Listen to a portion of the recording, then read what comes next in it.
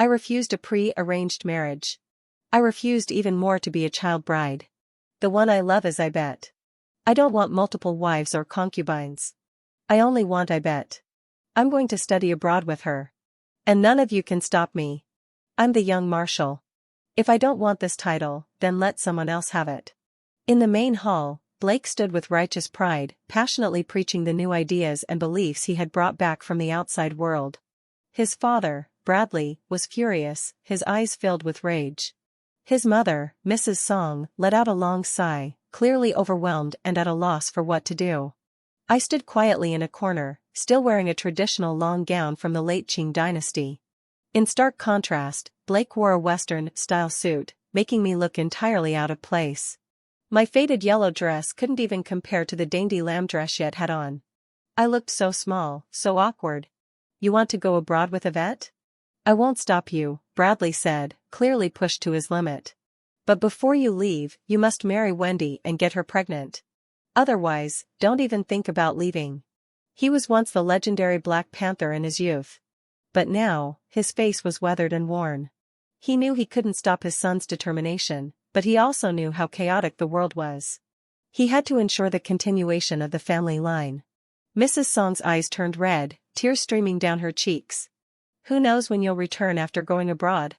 At least do this for your parents. You and Wendy grew up together. With her staying here to take care of us, you can go pursue your future without worry. After a while, even Blake was moved. He turned to Yvette. Yvette, although aggrieved, eventually nodded in quiet agreement with Bradley and Mrs. Song. I'm sorry, she said. It's all right. I understand. As a woman in this era, there are always sacrifices to make. But I didn't understand. Blake and Yvette prided themselves as modern young people of a new age. They claimed to reject feudalism, oppose arranged marriages, and resist outdated traditions. Yet, when it came to shouldering responsibilities, they passed them on to me. Not once did they ask whether I agreed to this feudal arrangement, whether I was willing to bear the responsibilities that should have been theirs. They had different standards for different people, always acting from a self-centered perspective. Any questionable or inappropriate behavior could be justified with phrases like, I was forced or I had no choice. And just like that, they were clean of all blame. You can have a child, but I will never marry this woman. My wife can only be Yvette. His words, firm and forceful, deeply moved Yvette, but they made me feel sick. If there's anyone who wants to have it both ways, it's Blake. I still remember my past life clearly. He indulged in intimacy with me while calling me filthy and shameless. He did all the deeds yet played the role of the virtuous man. When I became pregnant, he ran away with Yvette, leaving all the responsibilities of the Marshal's residence to me, a mere child bride. Every 2 weeks I had to send him a large sum of money. Every day I knelt before his parents, serving them without complaint. I worked tirelessly to keep the household afloat through the days of endless war. When the new China was finally established, Blake returned from abroad and kicked me out of the house. He accused me of being unfaithful, had me drowned in a pig cage, and I died that way. If I hadn't died, how could the Marshal's wealth have fallen into his hands? If I hadn't died, what would have happened to Yvette's reputation? I promised we'd be together forever, just the two of us. You, a poisonous remnant of feudalism, have lived long enough. His vicious, cruel voice still echoed in my ears. In front of me, Mrs. Song looked at me pitifully, but I didn't scream or cry like I had in my previous life. I didn't use my status as a noble lady from the late Qing dynasty to pressure the Marshal and his wife.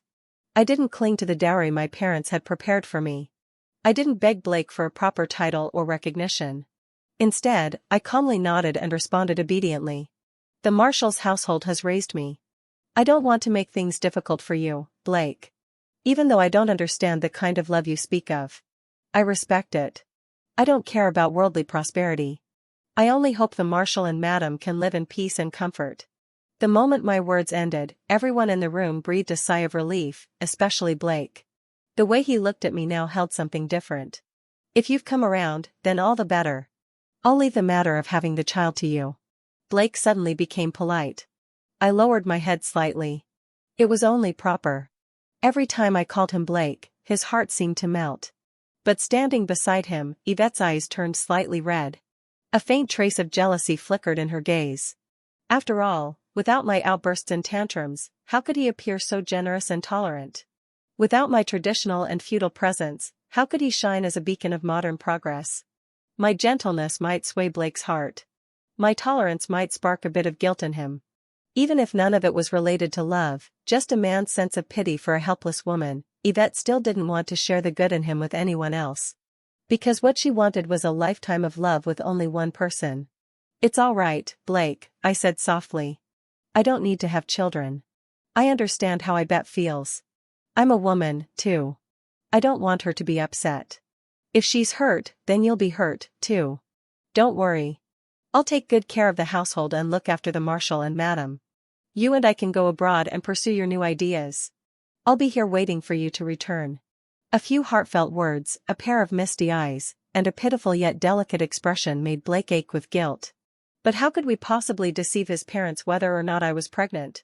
A doctor could tell with just one pulse. Blake looked at me helplessly. Yvette, standing to the side, bit her lip. She wanted to say something, but held back. How could she not understand a man's selfish little thoughts? Wanting everything. Love, reputation, loyalty, and indulgence. Blake was just like that. He didn't want to give anything up. Unfortunately for him, I didn't throw a tantrum this time, which meant Blake had no excuse to betray you. The three of us sat together pretending to discuss things. But really, it was just a waiting game to see who would compromise first. I lowered my head and stayed silent, quietly watching how Yvette, this self-proclaimed modern woman, would push the plot forward. In the past life, she claimed she had no choice, playing the gracious, innocent victim of love. But in this life, I had placed the decision squarely in her hands. After a long silence, she finally spoke. "What the Marshal and Madam want is a child carrying the Blake family bloodline. It doesn't have to be from Wendy." I raised my eyebrows. Blake frowned. Yvette then pointed outside the room toward one of the plain-faced maids guarding the entrance. "She'll do," Yvette said flatly. "She's got wide hips, good for childbearing. No need to give her a title or worry about any childhood bonds. Once she gives birth, pay her off and send her away." Blake immediately protested. "Absolutely not. Why should I have a child with a maid? That's insulting to me." Yvette's lips curled slightly, a trace of sarcasm flashing across her face before it quickly vanished. She took Blake's hand, speaking with a solemn tone. "I know you feel wronged, but doesn't Wendy feel wronged, too? She's still so young, and she has to bear your child without a name or a proper place. Have you thought about how she's supposed to survive here in the Marshal's residence after you're gone? People will laugh at her, say she's not even worth as much as a servant. Can you really bear that?" I listened, lowering my head even further, afraid they might see the small smile tugging at the corner of my lips. So, this was Yvette's idea of progress and new thought, too afraid to openly contradict Blake, but still finding ways to eliminate me. She could have hundreds or thousands of rooms in his heart, but I was the one blooming at the center. Blake looked deeply conflicted. I followed Yvette's lead, let my eyes well up, and gently wiped away a tear. "As long as I can be with Blake, even if it's as a concubine." I paused, then continued in a trembling voice. "But Blake loves Yvette. He wants a lifetime with only her. I don't want to ruin his promise to her. I don't want him to hate me." I looked at Blake through tear-filled eyes, my face full of sorrow. If loving Blake meant he would one day hate me, then I'd rather be dead. Blake's brows furrowed even deeper. "So, you think I should have a child with a maid?" I replied calmly. "Who you have a child with is entirely your choice, Blake. But I don't want to be a wedge between you and Yvette. I like you, Blake. But if I can't marry you, then I'd rather stay your little sister for life. That way, I can accept me, too." With that final line, I tossed the burden back onto Yvette's shoulders. Her face turned cold and grim, and she clenched her jaw before turning to Blake. "I can't accept that a good girl like Wendy would have to suffer so much in the future. It would tug at your heart and mine. And if we carry that burden with us overseas, how could we ever focus on our studies in peace?" Blake wanted to argue again, but Yvette cut him off. "As long as the maid gets pregnant, the Marshal and Madam will accept it. Either way, it's still a child of the Blake family," I added softly. "Don't worry, Blake. I'll treat the child as my own and take good care of everything." And just like that, Blake was trapped. With no real choice, He had to accept the idea of fathering a child with the plain-faced, plump servant girl. For half a month, every day for 30 minutes, Blake and that maid spent time in my boudoir. During those 30 minutes, Yvette and I would sit together, chatting idly, mostly with sarcasm and veiled jabs. "Don't think I don't know what you're up to," she sneered. "You're trying to plant yourself in Blake's heart by playing the pitiful, gentle, helpless woman. But I saw through your act long ago. In the end, Blake will always side with me. The fact that he'd rather listen to me and sleep with some filthy, disgusting servant instead of touching you, that says it all, doesn't it?" I kept my expression blank, continuing to play the part. Whenever needed, I'd even shed a few tears, just enough to draw some sympathy from Yvette. The more I did it, the less energy she had left to confront me directly. Occasionally, when I appeared too calm, she would still spit a few harsh words. "Playing the innocent again? Who exactly are you trying to seduce? There's nothing left between you and Blake. He won't even spare you a glance for the rest of his life." Yvette was smart. She knew how to secure Blake's loyalty. But I wasn't stupid either. I knew how to make sure Blake never forgot about me. The difference was she loved Blake. I had never truly wanted him. I wished nothing more than for the two of them to leave the country immediately and vanish from my sight. Only once they were gone could I begin to take control of the Marshalls' household. Half a month later, the maid with a face full of acne was confirmed pregnant. The very day the doctor came to take her pulse, Blake and Yvette bought tickets to sail abroad. No matter how angry or disappointed Bradley and Mrs. Song were, the two insisted on leaving. I knelt in front of the Marshal and Madam, begging on their behalf. "Please let Blake and I go. I may not fully understand their big ideals and ambitions, but I believe they're right. This world gets worse by the day. If we want to survive, we must change. But how do we change? We must learn. I'll carry the entire household on my back. I'll serve the Marshal and Madam well. I'll take responsibility for everything Blake left behind. And I'll raise the Blake child with my own hands. Please rest assured." I shouted until my voice was hoarse. Blake left with great reluctance. If Yvette hadn't dragged him away, I truly feared he would have missed the ship altogether. The truth was, I never wanted to see Blake's disgusting face again. The maid who got pregnant with Blake's child was named Fangling. In my past life, after Blake and Yvette left the country, I stepped up as the Marshal's wife and managed the entire household. I knew full well the times were turbulent. To survive, the most important thing was to win over people's hearts.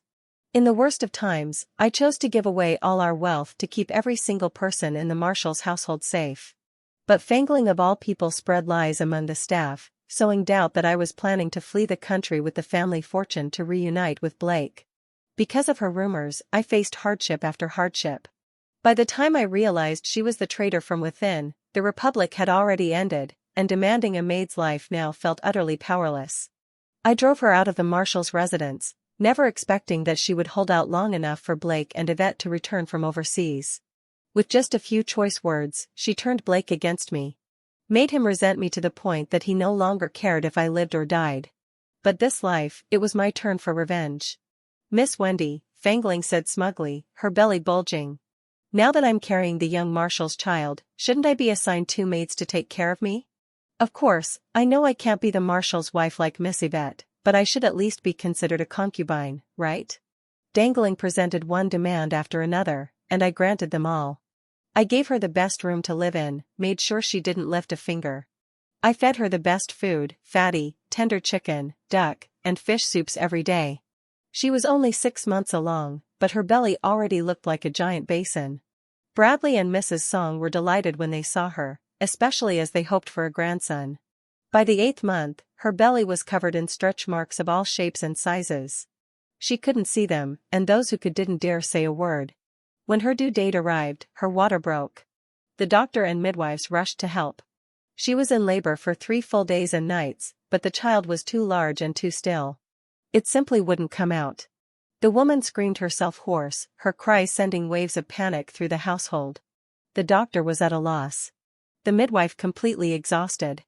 I brought a book to Bradley and Mrs. Song, suggesting a C-section. After much debate and back and forth, the blade finally fell. The mother didn't survive the surgery, but the 10 lb infant was heavy and healthy in the arms of the Marshal and his wife, who beamed with joy. They simply said, "Bury her," and ordered that some silver be given to her family as compensation. And just like that, Fangling was gone. Even in her final moments, she had cried out. The young marshal said, "Once I have his child, I'd become his concubine. I was going to be a mistress. I was going to be someone important." Fangling wasn't wrong. In the future, the people would indeed be their own masters. But sadly, she didn't have a future. This month's living expenses have run short again. "Father, could you please send more silver? I need money for car rides, coffee, and movie tickets. Bread and wine are especially expensive here. I miss the abalone and sea cucumbers from home dearly. But I bet and I can't come back just yet. At least not until we figure out how to save our family. We hope you and Mother will continue to support us." I read Blake's letter aloud, word for word. Bradley was illiterate, and Mrs. Song's vision had faded with age, so all correspondence from Blake passed through my hands. His writing was dense, line after line, and I chose which parts to read aloud. For this letter, I didn't mention a single word about Blake's concern for his parents or his child. I only read the parts where he asked for money, his complaints about high expenses, about how everything cost too much. It worked perfectly. Bradley was annoyed and Mrs. Song disheartened. I cradled the baby gently inside. Blake never once asks about his parents' health or well-being. Every letter is just about money. But we can't give them everything. We have so many mouths to feed here. The marshal is ill and needs medicine. Madam hasn't had bird's nest soup in a long time. The wet nurse still hasn't arrived for the baby. He's barely getting enough nutrition, and my milk is drying up. The old couple's faces grew more weathered by the day, especially since I often brought up household matters at night, waking them again and again. They hardly slept, and their health worsened visibly. At last, Bradley slammed the table in fury. "Money, money, money. That bastard Blake, does he even remember he has a father? No more. Let him and that Yvette fend for themselves." Mrs. Song tried to calm him. "Don't say that. Without money, they won't survive out there. Just give it to him. Give him whatever he asks for." Bradley let out a long sigh, utterly helpless. Mrs. Song took off the gold jewelry from her wrist and handed it to me. "Take these," she said. "Sell them and send the money to Blake." I accepted her gold earrings and necklace, then said hesitantly. "But the wet nurse hasn't had meat in days." I said softly. Mrs. Song sighed and pulled the gold hairpin from her bun. "Take this, too. We can't let the child go hungry." I nodded, accepted the pin, and turned to leave. Instead of using the gold, I stored the jewelry in the underground vault.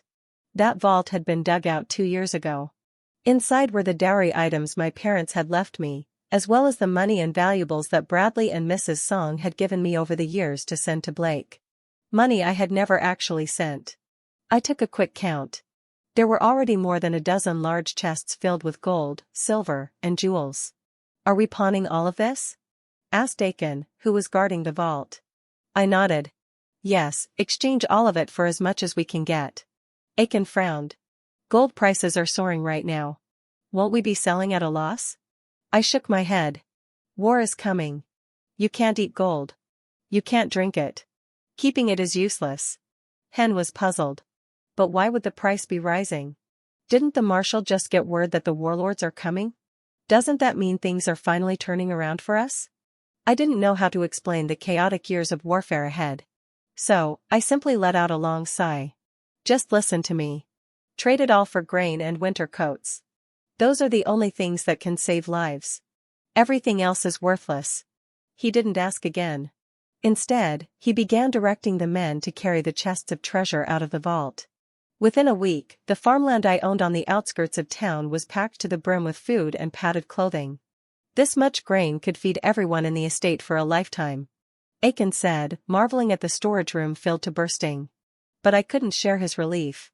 To me, it still wasn't enough. Not even close. Aiken's eyes widened. His jaw dropped. "This isn't enough? Then what is?" On the long march, over 200,000 people walked for 2 years and 12 days. The number who died from hunger and cold was countless. I have to do everything I can. If I can save even one more person, I will. When I returned to the marshal's estate, I looked around. The former splendor had long since faded, but the bricks and beams, every stone and tree, had all been built with silver piled high. Without thinking, I turned to Hen and asked, "How much do you think this place is worth?" He nearly dropped his jaw to the floor. "Miss Wendy, you're not joking, are you? You're thinking of selling the Marshall's estate?" "The Marshall and Madam would never agree to that." I gave him a small smile. "Their approval isn't necessary. The remittance account we used to send money to Blake was under Bradley's name. Every transaction required his signature." I brought him a document as usual. "Is this the remittance slip?" he asked, dazed, taking a deep drag from his opium pipe. "Why does it look so long today?" I kept my face calm and offered a rehearsed explanation. "The war outside has tightened. Domestic banks and foreign ones have signed additional clauses to secure the transactions. These are just supplementary agreements. Would you like me to read them to you?" Bradley rubbed his eyes and shook his head, the tip of his pipe glowing red. "Forget it. Listening to those terms only gives me a headache. Just sign and send the money. Ask him for me. When the hell is he coming back?" I nodded obediently, stepping outside once more. Under the sunlight, the property transfer deed clearly bore Bradley's name, written neatly and confidently. Though he couldn't read, he had signed it perfectly. I left through the back gate of the Marshall's estate and entered a small tea house. At the appointed hour, a wealthy businessman I'd previously negotiated with arrived, accompanied by his attendant. After some polite greetings, I handed him the deed. He checked it thoroughly and then pulled out a thick stack of silver notes from his pocket. I counted them, confirmed they matched the number I had in mind, and thanked him. Before leaving, the businessman offered one final word of caution. "These silver notes may not hold their value forever. I suggest you exchange them soon. Get something more practical to keep close at hand." I nodded and left the tea house, heading straight to the bank to cash the silver notes. Then I went to the grain shop and bought all the rice and flour I could. While Aiken delivered the grain to the farmland outside the city, I returned to the Marshall's estate, thinking about how I could persuade Bradley and Mrs. Song to move out of the house. "Miss Wendy," a servant informed me, "the Marshall is demanding more opium again, but we've spent all the silver on grain and have nothing left to buy it with. He's furious and insists on seeing you." I raised an eyebrow. The problem I had been trying to solve just moments earlier suddenly had a solution. "When the Marshal wanted opium and you had none, what did you tell him?" I asked. Aiken answered honestly. "I told him we were out of money, nothing else. And he didn't believe the estate was broke." I pressed.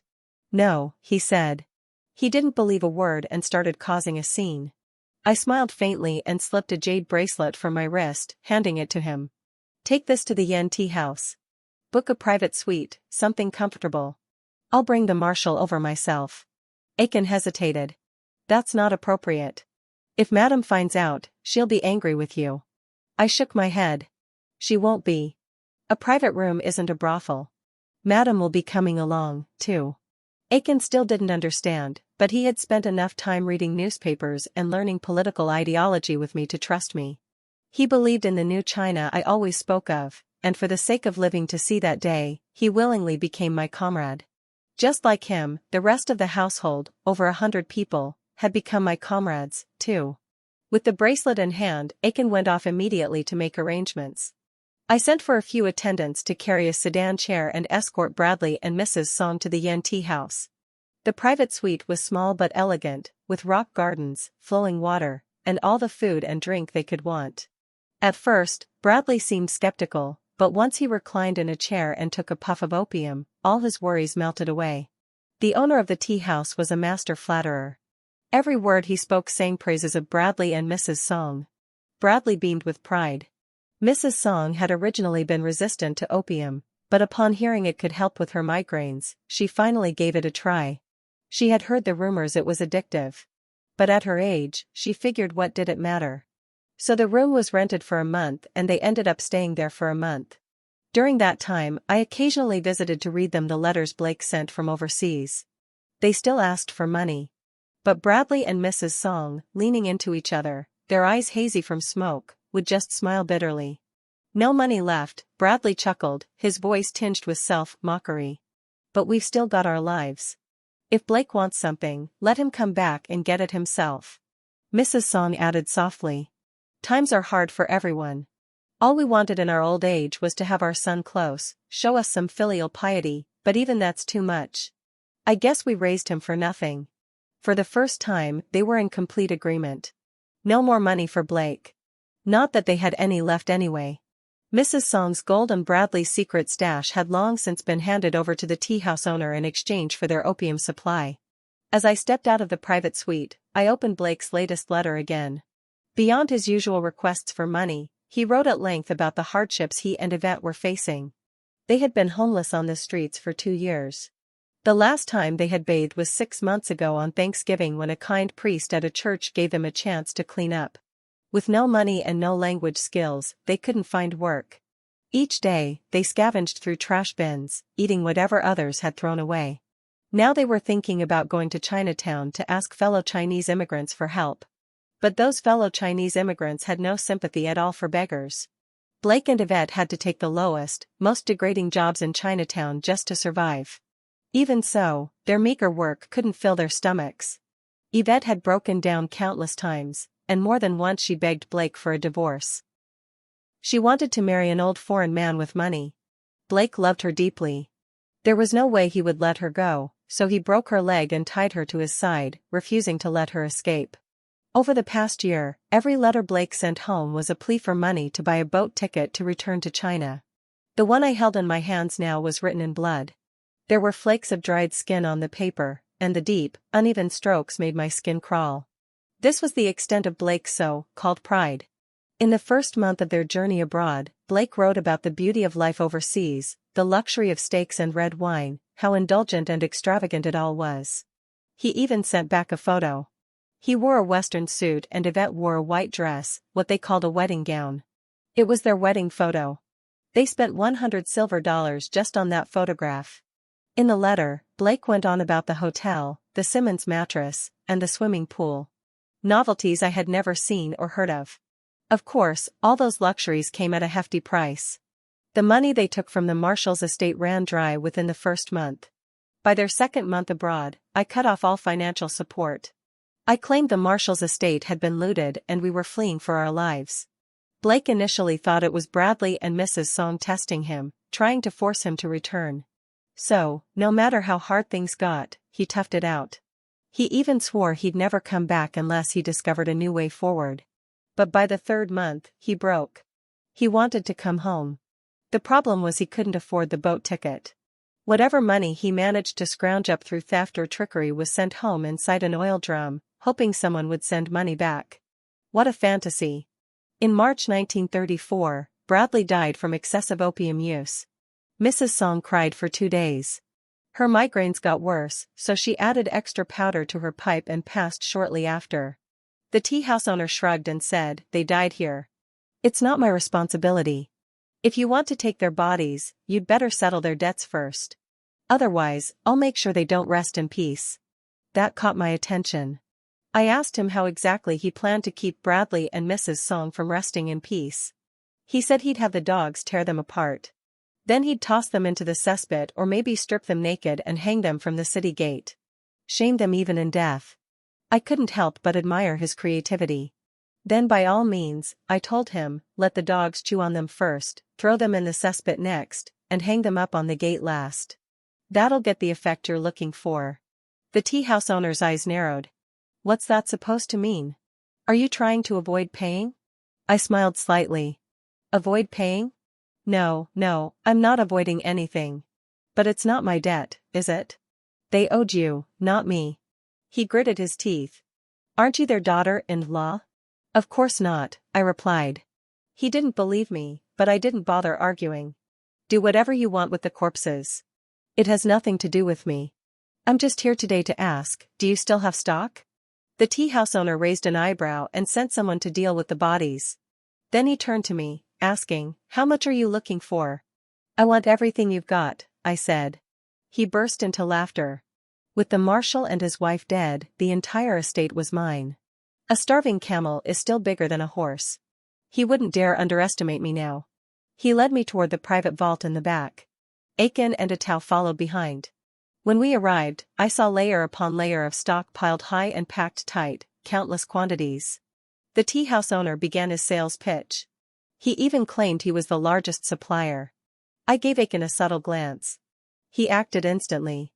In the blink of an eye, the tea house owner's throat was slit so fast and clean that he didn't even get out a final cry. The tea house owner collapsed to the floor, lifeless. "Miss Wendy, maybe we should just burn all of this," Chen said. I rapped him lightly on the head. "This is opium. Are you stupid enough to burn it? Want to breathe it in and get addicted yourself?" Hen rubbed his head awkwardly. "Then what should we do with it?" I sneered. "Boil it down with quicklime and water, then dump it into the sea." Aiken and Atau sprang into action. The entire household, over 100 people, worked through the night. By dawn, every last stash of opium from the tea house had been destroyed. And of course, while we were there, we took full advantage of our numbers and looted the entire place clean. The silver and valuables we seized were exchanged for grain at the market the very next day and moved to our third farmstead outside the city. In October 1934, I finally saw the arrival of a battalion waving red flags. All 100 of us along with the food stores from 3 farms joined them without hesitation. Over the course of more than 2 years of marching, that food helped save countless lives. By 1949, Hen had already died in the war. He survived but had lost both his arms. Like them, tens of thousands of revolutionaries became heroes. Along the way, I did my best to record their names and hometowns, waiting for the day I could help return their gravestones to their ancestral homes. That October, I stood with the surviving people, listening to the founding proclamation at the schoolyard, watching the 5-star red flag rise high and shouting with everyone, "Long live the people." We had waited so long for the birth of New China, and we made it. Because of my contributions during the war, I was highly decorated and given a quiet courtyard home in the capital. My food, clothing, housing, and health care were all taken care of. Though I wasn't even 40, post-war trauma often left me unable to sleep. My doctor advised me to open my heart to think of happier times. Now that the nation was prosperous and the people were at peace, I felt nothing but emptiness inside. I had no more passion or anticipation for the future. Until Blake appeared before me and brought back all the memories I thought I had forgotten. "You used to love chasing after me when we were kids," he said, grinning faintly. "Whether I was going to school or coming home, you followed me everywhere. You didn't even let me talk to other girls. Even back then, you told everyone you were going to marry me, and honestly, I really liked you, too." Blake had begged his way back to China. He had returned to the Marshall's estate a few years earlier, but it already belonged to someone else. He shamelessly mooched a few meals before being kicked out again. When the war broke out, all he could do was run and hide. He was beaten, starved, humiliated, drinking dirty water, eating scraps of dung. Those things became routine. Sometimes he thought about ending it all. Dying seemed easier. But when it came time to actually do it, he was scared. Scared the water would be too cold. Scared the blade would hurt too much. Scared that maybe his parents weren't dead yet and he could still rely on them to live a better life. So he clung to life. Somehow he managed to survive long enough to see the arrival of peace. On October 1st, he said, "I saw your name in the newspaper." At first, I thought it was someone else, but then I asked around and realized it really was you. So, I walked all the way from Guho to the capital. I didn't have money for a ticket. I wore out several pairs of straw sandals. My feet were in agony, but just thinking about seeing you again kept me going. And now here we are. Blake stood in front of me, ragged in his threadbare blue shirt, straw sandals, and fraying straw hat. His frame was withered, his spirit broken, his cheeks sunken, his eyes hollow. The proud, energetic man from the past was completely gone. I sat in the host's seat, calmly sipping my tea. I asked him where Yvette was. He let out a light sigh. "That vile woman, she's not worth mentioning," but when he saw the curiosity in my eyes, he ended up telling me the whole story. Anyway, even after Blake had broken Yvette's leg, they still had nowhere to live. Yvette started fooling around with foreigners, but those men only saw her as a novelty. They'd toss her aside after a short while. And the more she got dumped, the older and uglier her partners became. Eventually, she got sick. Once she was diagnosed with tuberculosis, no foreign man wanted to go near her again. She had no choice but to crawl back to Blake for help. Blake couldn't bear to see her so pitiful and alone, so he took her in for a while. But as soon as she started to feel a little better, she went out sleeping around again. Blake couldn't take it anymore. He decided to walk all the way back to China and left her behind. That was the last he heard of her. Once again, Blake painted himself as the victim. But I remembered just a few years earlier, I'd met Yvette during the war. She told me Blake was lazy and selfish, that he'd forced her into selling herself to support them. She'd refused and he'd beaten her until she was disabled. In a fit of rage, she used the last of her savings to buy a ship ticket home. And once she returned to China, she joined the Revolutionary Army as part of the Women's Corps. She later died in battle. Her name is still recorded in my book of heroes. Between her version and Blake's, it wasn't hard for me to know which one I believed. But seeing him speak so sincerely, I didn't have the heart to expose him face to face. "Wendy," he said gently. "We've known each other for so long. We even shared a past. I don't expect you to take me back. I just hope you'll give me a chance. Let me stay near you. I'd be satisfied just watching you from afar, knowing you're okay." A man's mouth is full of lies. The once dashing Blake who used to make hearts flutter now only disgusted me. Looking at him now, reeking of filth, aged, miserable, it was a miracle I didn't throw up on the spot. That was me being generous, but simply kicking him out felt like too light a punishment. After what he'd done to you, he deserved more. "Go back. I can give you a chance to pursue me," I said calmly. "But whether you get to stay, that depends on you." His eyes lit up. "Really? If you give me that chance, I'll do anything." I offered a faint smile.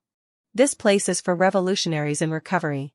Blake, you can't live here, and I don't have money to help pay your rent. So, it all depends on your determination now." "I've always felt guilty about what happened between me and Yvette," he said, his eyes full of self-pity. "But I promise you, Wendy, I'll earn your forgiveness. Just wait for me. I'm going to find work, make money, and do everything I can to stay in the capital. I want to be by your side every day." I nodded, and he ran out, full of excitement. 2 weeks later, he came back smiling ear to ear. "Wendy, I found a job. It's at a construction site just nearby. Now I can come see you every day." I pretended to feel sorry for him. "That sounds exhausting. Carrying bricks is hard work." He shook his head proudly. "Not at all. I'm stronger than the 20-year-olds there. I carry more bricks than any of them." "Well then," he grinned. "I'm off to work. I'll use my pay to buy you flowers." He wiped the sweat off his face. And I wiped a bit from his cheek, too. He beamed even wider. The construction site paid daily. He lived and ate there, and every day without fail, he brought me flowers or some little trinket. He never showed up empty-handed, watching his body shrink by the day, his mind dulling with time and his foolish efforts just to make me laugh. Somehow, it made the horrors of war feel just a little farther away. Oddly enough, I started sleeping better. The doctor said it was probably because Blake brought me some kind of joy. And it was true. Watching Blake go out of his way to please me. Seeing all the cuts and bruises on his body, his illnesses and injuries, I couldn't deny the strange, guilty pleasure it gave me. But that pleasure only lasted for half a year. Blake was diagnosed with a severe illness. I sent him to the best hospital I could find, but even the top doctors were at a loss. They advised me to give up, to stop prolonging his suffering, but I refused. I was afraid that if Blake died, I'd feel gloomy and start losing sleep again. So, I kept encouraging him to live for me. But he was in so much pain, crying all day that he wanted to die. I don't even know who let the little puppy into his room, but it ended up biting his tongue. After that, he couldn't even beg the doctors for death anymore. Time and time again, he slipped to the edge of death, only to be dragged back, desperately seeking new ways to end it all. In the end, he didn't survive that winter. After tossing Blake's body on a hillside somewhere, I did worry I might have trouble sleeping again. But luckily, thanks to Blake's year of service and companionship, the doctor said the emotional knot in my heart had finally loosened, and I could finally sleep soundly every night. It felt amazing.